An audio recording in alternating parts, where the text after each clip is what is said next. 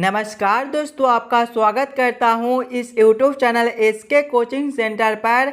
दोस्तों आज हम लोग रीजनिंग के एक और नए पार्ट को देखने वाले हैं।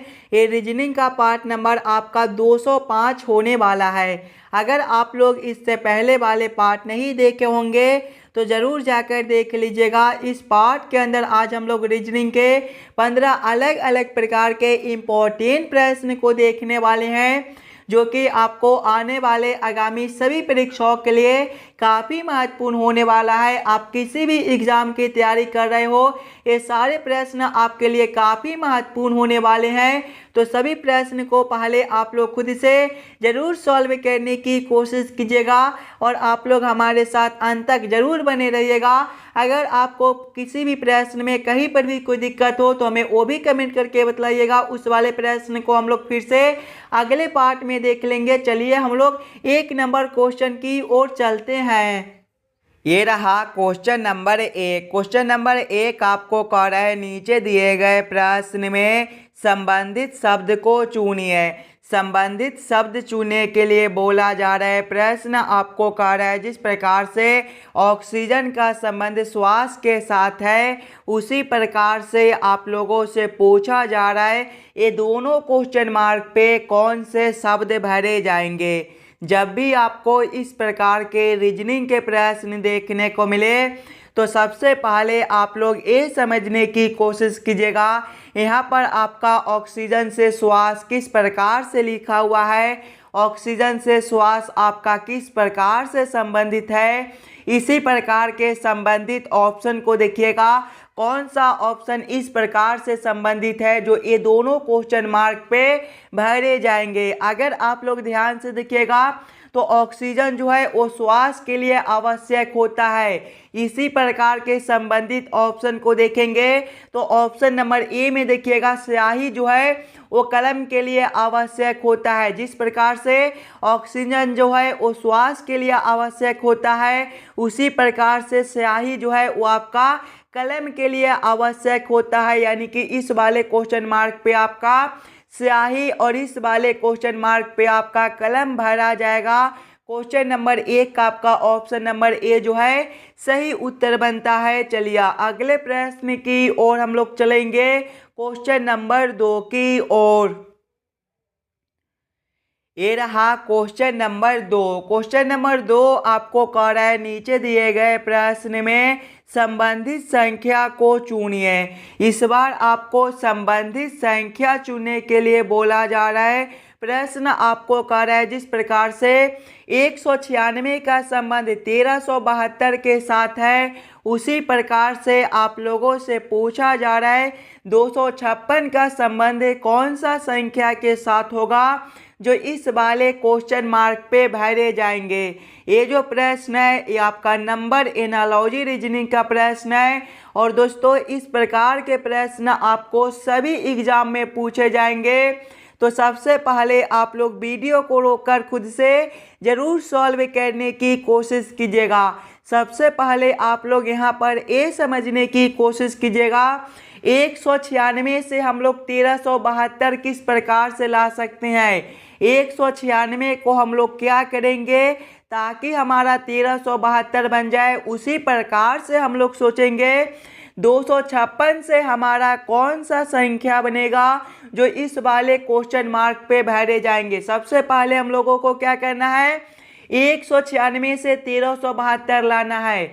अगर आप लोग ध्यान से देखिएगा 196 को, तो 196 जो है ये आपका 14 का स्क्वायर है। आगे देखिएगा 1372 दिया गया है। अगर हम लोग 14 की पावर 3 करते हैं तो 14 की पावर 3 जो है ये आपका 2744 होता है। और 2744 में अगर हम लोग 2 से भाग करते हैं तो ये आपका 1372 होता है। उसी प्रकार से आगे देखिएगा तो 256 है। 256 जो है ये आपका 16 के स्क्वायर होता है। यहाँ पर देखिएगा 14 का स्क्वायर है तो अगला जो है वो आपका 14 के पावर 3 है, यानी कि अगला जो है वो आपका 16 के पावर 3 हो जाएगा। 16 के पावर 3 जो है ये आपका 16 के पावर 3 जो है ये आपका 4096 होता है। जब हम लोग 4096 में 2 से भाग करेंगे तो ये जो है ये आपका 2048 हो जाएगा। 2048 आपका ऑप्शन नंबर ए में दिया हुआ है, जो कि आपका सही उत्तर बनता है। इस वाले क्वेश्चन मार्क पे आपका 2048 बाहर आ जाएगा। क्वेश्चन नंबर 2 का आपका ऑप्शन नंबर ए जो है सही उत्तर बनता है। चलिए अगले प्रश्न की ओर हम लोग चलेंगे, क्वेश्चन नंबर 3 की ओर। ये रहा क्वेश्चन नंबर 3। क्वेश्चन नंबर 3 जो है ये आपका वेन आरेख वेन डायग्राम से रिलेटेड प्रश्न है। कारखाना, मशीनरी और उत्पादक का किस प्रकार से वेन आरेख वेन डायग्राम बनेगा, ये आप लोगों से पूछ रहा है। जब भी आपको वेन आरेख वेन डायग्राम से रिलेटेड प्रश्न देखने को मिले तो सबसे पहले आप लोग सभी शब्दों को ध्यान से देखिएगा और समझने की कोशिश कीजिएगा। ये सभी शब्दों में आपके कौन शब्द किसके साथ संबंधित है, किसके अंदर हम लोग किसको रख सकते हैं। अगर आप लोग ध्यान से देखिएगा तो कारखाना के अंदर ये आपका मशीनरी और कारखाना के अंदर ये आपका उत्पादक दोनों होता है।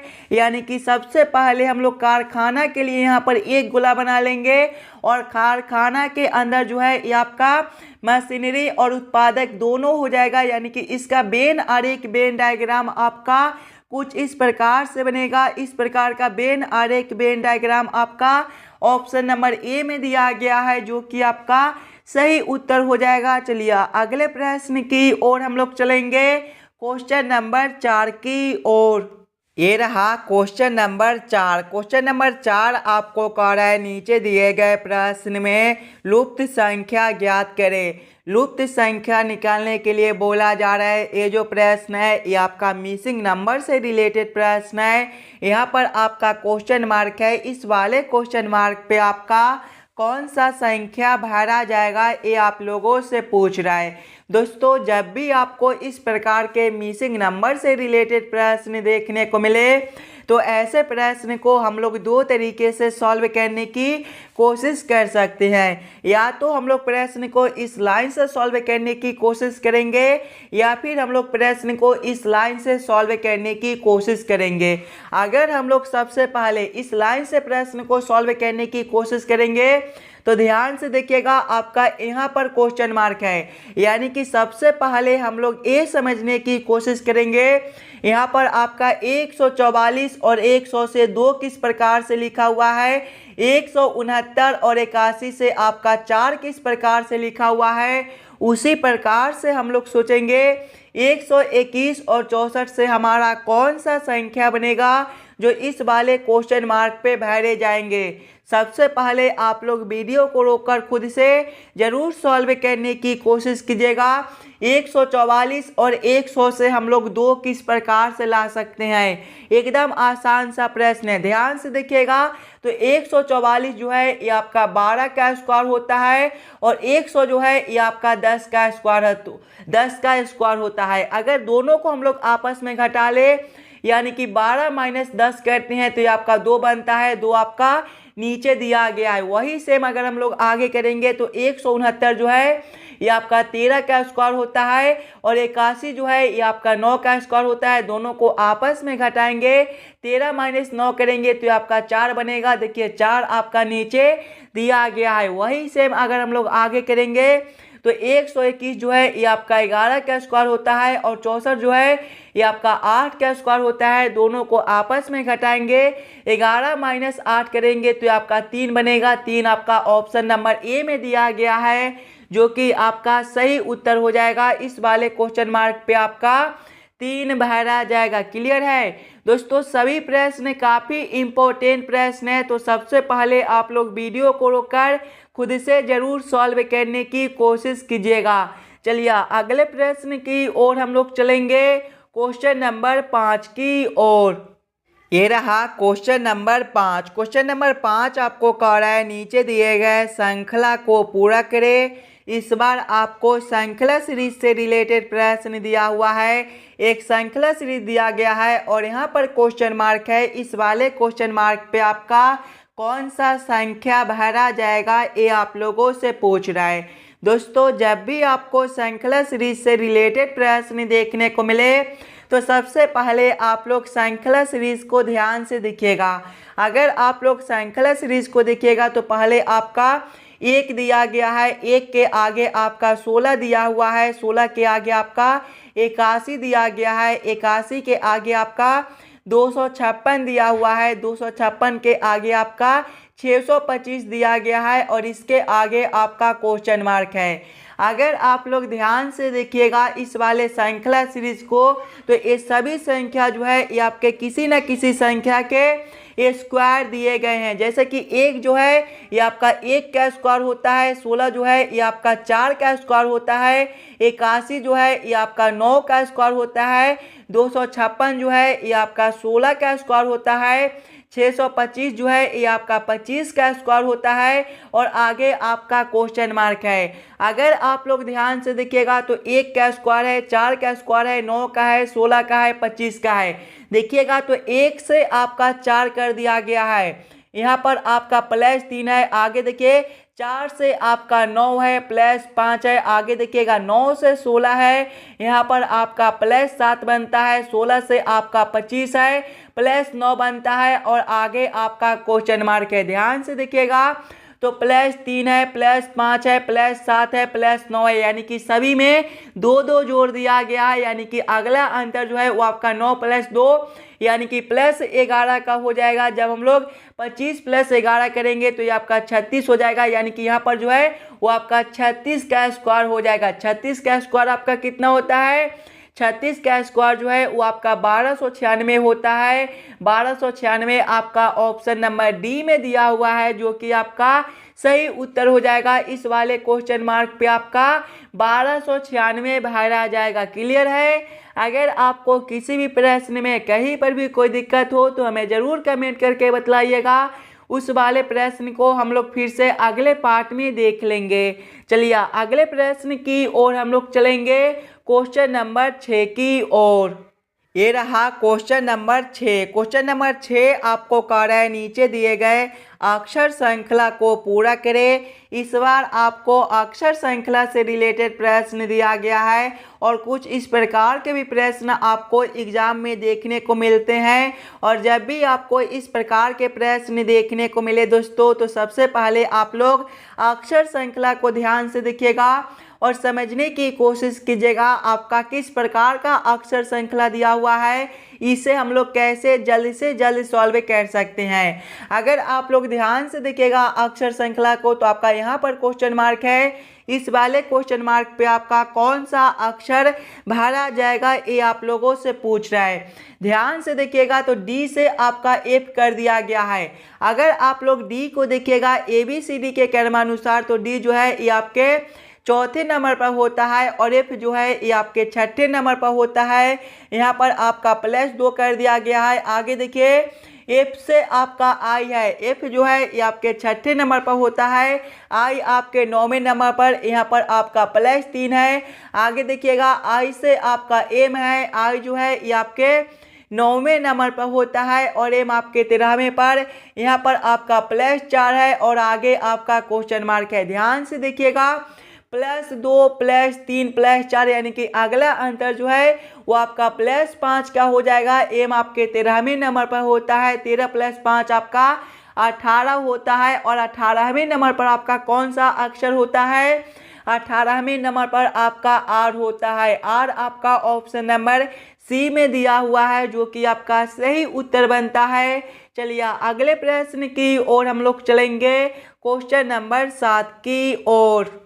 ये रहा क्वेश्चन नंबर 7। क्वेश्चन नंबर 7 आपको कह रहा है यदि शीशे को स्टिक कहा जाए, स्टिक को नीब और नीब को सुई, सुई को रस्सी तथा रस्सी को धागा कहा जाए तो किसी पेन में लिखने के लिए क्या लगाना होगा, ये आप लोगों से पूछ रहा है। जब भी आपको इस प्रकार के रीजनिंग के प्रश्न देखने को मिले तो सबसे पहले आप लोग प्रश्न को ध्यान से पढ़िएगा और समझने की कोशिश कीजिएगा प्रश्न आपको क्या कर रहा है। एकदम आसान सा प्रश्न है। देखिए प्रश्न आपको कर रहा है यदि शीशे को स्टिक कहा जाए, यानी कि इस वाले प्रश्न में शीशे को क्या कहा जाता है? शीशे को स्टिक बोला जाता है। आगे प्रश्न को पढ़िएगा, स्टिक को नीब, यानी कि स्टिक को नीब कहा जाता है और नीब को सुई कहा जाता है। नीब को क्या बोला जाता है? सुई बोला जाता है। सुई को देखिएगा तो रस्सी बोला जाता है तथा रस्सी को धागा कहा जाता है। आगे प्रश्न को पढ़िएगा।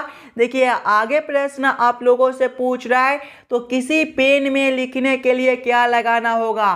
सबसे पहले आप लोग ये समझने की कोशिश कीजिएगा, किसी पेन में लिखने के लिए हम लोग क्या लगाते हैं? किसी पेन में लिखने के लिए हम जो है वो नीब को यूज करते हैं। नीब को क्या बोला जाता है इस वाले प्रश्न में?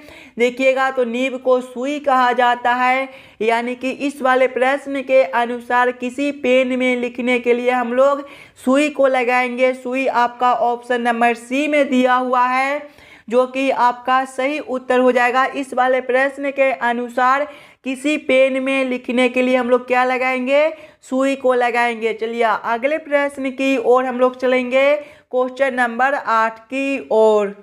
ये रहा क्वेश्चन नंबर 8। क्वेश्चन नंबर 8 जो है ये आपका कथन और निष्कर्ष से रिलेटेड प्रश्न है। और जब भी आपको इस प्रकार के कथन और निष्कर्ष से रिलेटेड प्रश्न देखने को मिले तो सबसे पहले आप लोग सभी कथन को ध्यान से पढ़िएगा और उस सभी कथन को आप लोग वेन आरेख वेन डायग्राम पर सेट कर लीजिएगा, ताकि प्रश्न को सॉल्व करने और समझने में आपको आसानी हो। देखिए कथन एक आपको कह रहा है सभी बच्चे विद्यार्थी है। सभी बच्चे क्या है? विद्यार्थी है। इसका वेन आरेख वेन डायग्राम आपका किस प्रकार से बनेगा? सभी बच्चे विद्यार्थी है, यानी कि विद्यार्थी के अंदर जो है वो आपके बच्चे हो जाएंगे। यानी कि ये जो आरेख है ये आपके विद्यार्थी के लिए हो जाएगा, तो ये जो आरेख है ये आपके बच्चे के लिए हो जाएगा। आप लोग नाम भी लिख लीजिएगा ताकि आपको समझने में कोई दिक्कत ना हो। ये जो आरेख है ये आपके किसके लिए है? ये जो आरेख है ये आपके बच्चे के लिए दिया गया है और ये जो आरेख है ये आपके विद्यार्थी के लिए है। तो यहाँ पर आप लोग विद्यार्थी भी लिख लीजिएगा ताकि आपको समझने में कोई दिक्कत ना हो। आगे कथन को पढ़िएगा। कथन 2 आपको कह रहा है सभी विद्यार्थी खिलाड़ी है। सभी विद्यार्थी क्या है? खिलाड़ी है। यानी कि खिलाड़ी के अंदर जो है वो आपके विद्यार्थी हो जाएंगे। यानी कि ये जो आरेख है ये आपके खिलाड़ी के लिए हो जाएगा। तो आप लोग यहाँ पर खिलाड़ी भी लिख लीजिएगा ताकि आपको समझने में कोई दिक्कत ना हो। ये आपका क्या हो जाएगा? ये जो है ये आपका खिलाड़ी हो जाएगा। अब आप लोग इस वाले वेन आरेख वेन डायग्राम के आधार पर निष्कर्ष को सही या फिर गलत कीजिएगा। देखिए निष्कर्ष एक आपको कह रहा है सभी क्रिकेट खिलाड़ी विद्यार्थी है। ध्यान से देखिएगा तो खिलाड़ी के अंदर जो है वो आपका विद्यार्थी हो सकता है, यानी कि सभी विद्यार्थी आपके खिलाड़ी हो सकते हैं लेकिन सभी खिलाड़ी आपके विद्यार्थी नहीं हो सकते हैं। ये निष्कर्ष आपका गलत बनता है। खिलाड़ी के अंदर जो है वो आपका विद्यार्थी दिया गया है, यानी कि सभी विद्यार्थी आपके खिलाड़ी हो सकते हैं लेकिन सभी खिलाड़ी आपके जो है वो विद्यार्थी नहीं हो सकते हैं। ये निष्कर्ष आपका गलत होता है। निष्कर्ष 2 को देखिएगा तो सभी बच्चे खिलाड़ी है। ध्यान से देखिएगा तो खिलाड़ी के अंदर जो है वो आपके बच्चे दिए गए हैं, यानी कि सभी बच्चे जो है वो आपके खिलाड़ी हो सकते हैं। ये निष्कर्ष जो है वो आपका सही बनता है। सभी बच्चे खिलाड़ी आपके हो सकते हैं। केवल निष्कर्ष 2 आपका सही निकलता है। केवल निष्कर्ष 2 को आपका ऑप्शन नंबर बी में निकाला गया है। केवल निष्कर्ष 2 निकलता है, यानी कि क्वेश्चन नंबर 8 का आपका ऑप्शन नंबर बी जो है सही उत्तर हो जाएगा। चलिए अगले प्रश्न की ओर हम लोग चलेंगे। ये रहा क्वेश्चन नंबर 9। क्वेश्चन नंबर 9 आपको कह रहा है नीचे दिए गए प्रश्न आकृति में विषम आकृति को पहचान करें। दोस्तों ये भी प्रश्न आपके लिए काफ़ी इम्पोर्टेंट प्रश्न है। अभी आपको एग्जाम में कुछ इसी प्रकार के रीजनिंग के प्रश्न पूछे जाते हैं, तो सभी प्रश्न को पहले आप लोग खुद से ज़रूर सॉल्व करने की कोशिश कीजिएगा। अगर आप लोग यहाँ पर इस प्रकार के प्रश्न को खुद से सॉल्व कीजिएगा तभी जाकर आप लोग ऐसे प्रश्न को एग्जाम में आसानी के साथ सॉल्व कर पाइएगा। ध्यान से देखिएगा तो तो यहाँ पर आपका एक प्रश्न आकृति दिया हुआ है, 4 आकृति दिया गया है और ये चारों आकृति में सबसे अलग आकृति कौन सा दिया गया है ये आप लोगों से पूछ रहा है। अगर आप लोग ध्यान से देखिएगा आकृति ए को, तो ये दोनों आकृति को ध्यान से देखिएगा, ए वाले आकृति का जो है वो आपका दर्पण छवि ए वाला आकृति बनता है। इस वाले में देखिएगा ऑप्शन बी में, तो इस वाले आकृति का दर्पण छवि आपका ए वाला आकृति बनता है। सी में देखिएगा तो इस वाले आकृति का दर्पण छवि जो है ये आपका ए वाला आकृति बनता है। जबकि आकृति डी में देखिएगा तो इस वाले आकृति का दर्पण छवि आपका इस प्रकार का नहीं होता है, यानी कि सबसे अलग आकृति जो है वो आपका डी बनता है। यानी कि क्वेश्चन नंबर 9 का आपका ऑप्शन नंबर डी जो है सही उत्तर हो जाएगा। चलिए अगले प्रश्न की ओर हम लोग चलेंगे, क्वेश्चन नंबर 10 की ओर। ये रहा क्वेश्चन नंबर 10। क्वेश्चन नंबर 10 आपको कह रहा है नीचे दिए गए निम्नलिखित शब्दों का सही क्रम बताएं। इलाज, डॉक्टर, रोग निदान और औषधि का किस प्रकार से सही क्रम बनेगा ये आप लोगों से पूछ रहे हैं। सबसे पहले आप लोग सभी शब्दों को ध्यान से देखिएगा और समझने की कोशिश कीजिएगा ये सभी शब्दों का आपका किस प्रकार से सही क्रम बनता है। अगर आप लोग ध्यान से देखिएगा दोस्तों तो इसमें सबसे पहले जो है वो आपके रोग हो जाएंगे, यानी कि 3 नंबर। रोग के बाद जो है वो आपका डॉक्टर हो जाएगा, यानी कि 2 नंबर। डॉक्टर के बाद जो है वो आपका इलाज हो जाएगा, यानी कि 1 नंबर। और इलाज के बाद जो है वो आपका औषधि हो जाएगा, यानी कि 5 नंबर। और औषधि के बाद जो है वो आपका निदान हो जाएगा, यानी कि 4 नंबर। कौन सा ऑप्शन में आपका 3, 2, 1, 5, 4 दिया गया है? ध्यान से देखिएगा ऑप्शन नंबर ए में तो आपका 3, 2, 1, 5, 4 दिया गया है। यानी कि ये सभी शब्दों का जो सही क्रम है वो आपका ऑप्शन नंबर ए में दिया गया है। तो क्वेश्चन नंबर 10 का आपका ऑप्शन नंबर ए जो है सही उत्तर हो जाएगा। चलिए अगले प्रश्न की ओर हम लोग चलेंगे, क्वेश्चन नंबर 11 की ओर। ये रहा क्वेश्चन नंबर 11। क्वेश्चन नंबर 11 आपको कह रहा है नीचे दिए गए प्रश्न आकृति का दर्पण छवि चुनिए।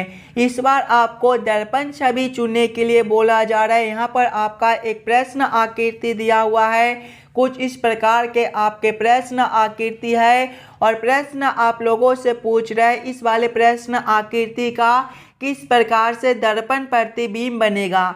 अगर आप लोग ध्यान से देखिएगा दोस्तों दर्पण को, तो दर्पण जो है ये आपके कुछ इस प्रकार से दिए गए हैं और जब भी आपको इस प्रकार के दर्पण देखने को मिले तो प्रश्न आकृति जो है वो आपके बाएं से उलटकर दाएं में चले जाएंगे और दाएं वाले आकृति आपके उलटकर बाएं में चले आएंगे। यानी कि जब हम लोग इस वाले प्रश्न आकृति को इस प्रकार से उलटेंगे तो आपका किस प्रकार का आकृति बनेगा।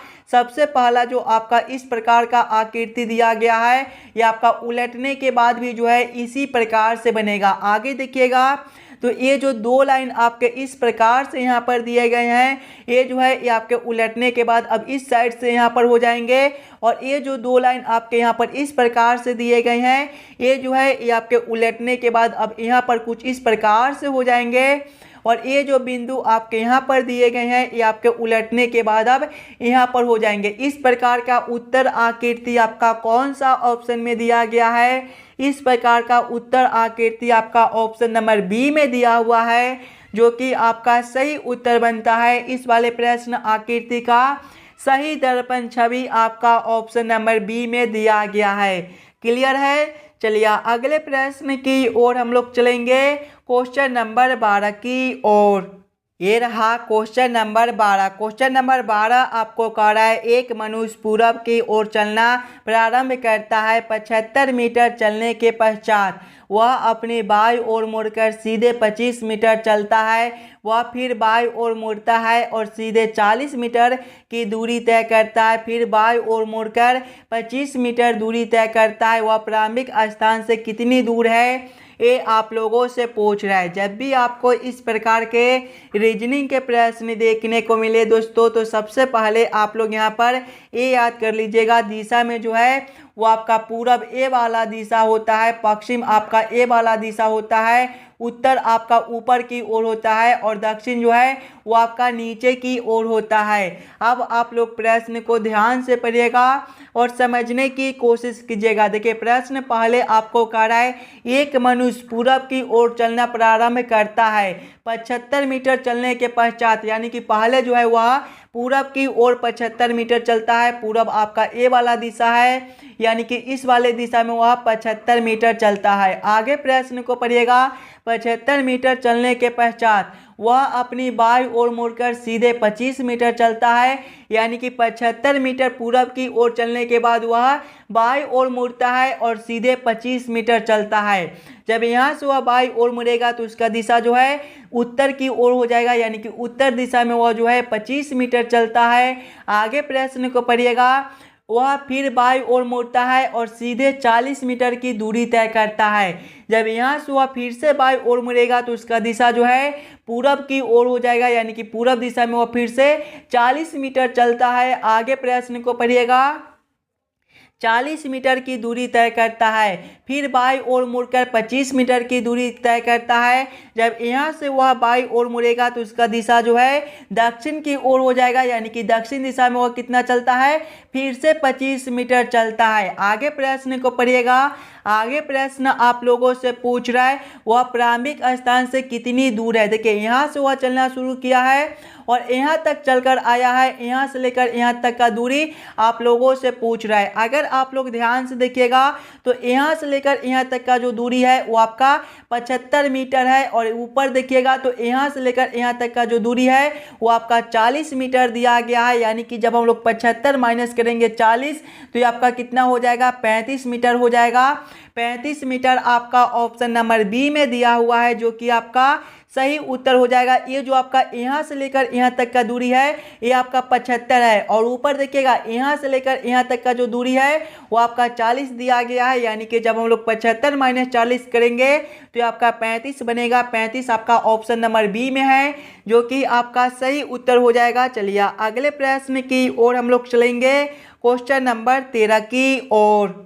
ये रहा क्वेश्चन नंबर 13। क्वेश्चन नंबर 13 आपको कह रहा है ए बी का पुत्र है, बी और सी बहनें हैं, ई सी की माता है। यदि डी ई का पुत्र है तो निम्नलिखित में से कौन सा कथन सही है, ये आप लोगों से पूछ रहा है। ये जो प्रश्न है ये आपका ब्लड रिलेशन से रिलेटेड प्रश्न है और इस प्रकार के भी प्रश्न आपको बार बार सभी एग्जाम में पूछे जाते हैं। तो सबसे पहले आप लोग वीडियो को रोककर खुद से ज़रूर सॉल्व करने की कोशिश कीजिएगा। जब भी आपको इस प्रकार के ब्लड रिलेशन से रिलेटेड प्रश्न देखने को मिले तो सबसे पहले आप लोग प्रश्न को ध्यान से पढ़िएगा और समझने की कोशिश कीजिएगा। देखिए प्रश्न पहले आपको कह रहा है ए जो है वो बी का पुत्र है, ए बी का पुत्र है। ए कौन है, बी का पुत्र है। पुत्र है मतलब एक पीढ़ी नीचे का है, यानी कि बी से नीचे हम लोग किसको रखेंगे, ए को रखेंगे। क्या रिश्ता है, पुत्र का है, तो आप लोग यहाँ पर पुत्र भी लिख लीजिएगा ताकि आपको समझने में कोई दिक्कत ना हो। आगे प्रश्न को पढ़िएगा।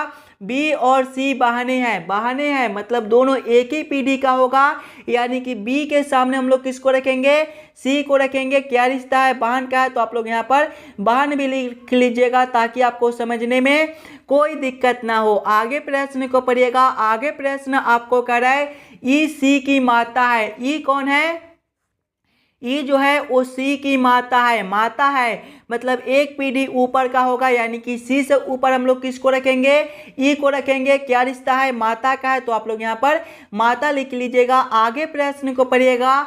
आगे प्रश्न आपको कह रहा है डी ई का पुत्र है। डी कौन है, ई का पुत्र है। पुत्र है मतलब एक पीढ़ी नीचे का होगा, यानी कि यहाँ पर जो है वो आपका डी हो जाएगा। क्या रिश्ता है, पुत्र का है, तो आप लोग यहाँ पर पुत्र भी लिख लीजिएगा। अब आप लोगों से प्रश्न क्या पूछ रहा है, देखिए आप लोगों से प्रश्न पूछ रहा है तो निम्नलिखित में से कौन सा कथन सही है। देखिए कथन एक आपको कह रहा है डी ए का मामा है। ध्यान से देखिएगा तो डी आपका यहाँ पर है और ए आपका यहाँ पर है। अगर आप लोग ए देखिएगा बी और डी का रिश्ता, तो बी और डी का जो रिश्ता रिश्ता है वो भाई का रिश्ता है।